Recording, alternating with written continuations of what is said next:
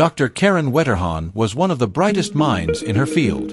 A Harvard PhD, a respected chemist, a leader in toxic metal research. But one drop would end it all.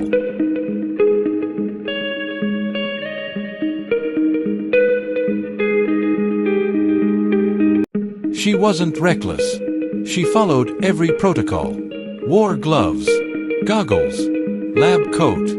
But science doesn't always warn you when it's about to kill. A vial labeled dimethylmercury, CH3, 2HG. August 14, 1996. Karen was working with a compound few people had ever handled, dimethylmercury. A colorless, odorless liquid, one of the most toxic substances on Earth. She wore latex gloves, standard at the time. Slow-motion droplet falling from pipette. One single drop landed on her glove. It didn't splash. It didn't burn. She didn't even notice.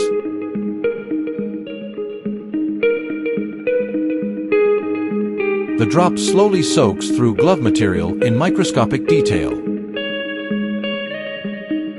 Within 15 seconds, the mercury penetrated the glove, seeped into her skin, and entered her bloodstream.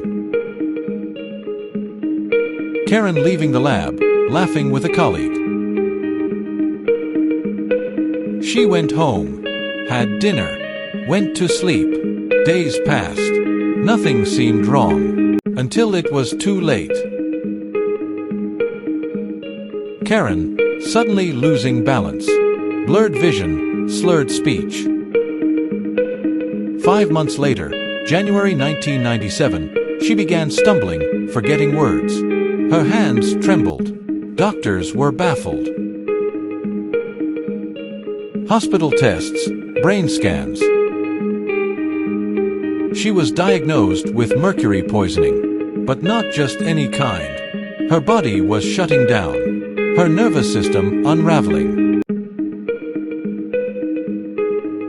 She's in a hospital bed, weak but alert, scribbling notes for her colleagues. Even as her condition worsened, Karen insisted the team continue studying the exposure. She didn't want anyone else to suffer this fate. Her colleagues analyzing the gloves.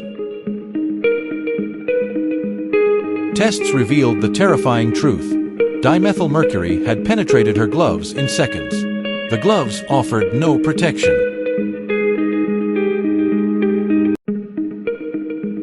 Mercury molecule. Dimethylmercury is so potent, just 400 microliters can kill a human. Karen absorbed far less, and still, it was fatal.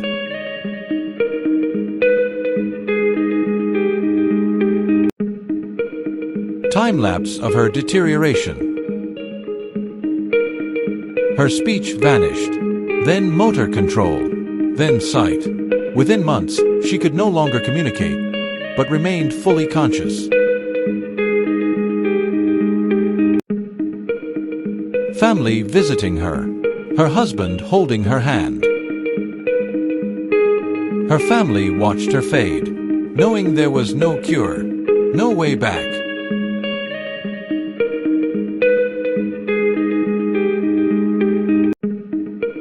Newspaper headline, Dartmouth professor dies after lab exposure. On June 8, 1997, Karen Wetterhahn died. A drop on a glove. A brilliant career. A mother. Gone. Her lab now empty. Sealed equipment. New warning signs. But her death was not in vain. Her final message changed the world of chemistry.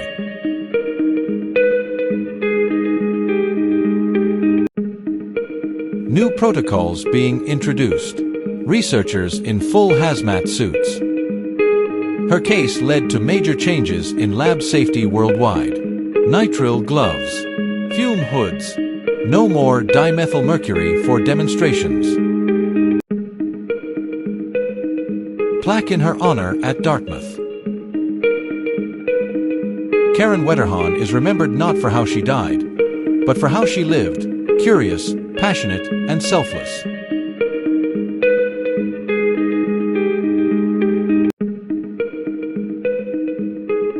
But her story is a warning. Sometimes, death wears no face, makes no sound, and all it takes is a single drop.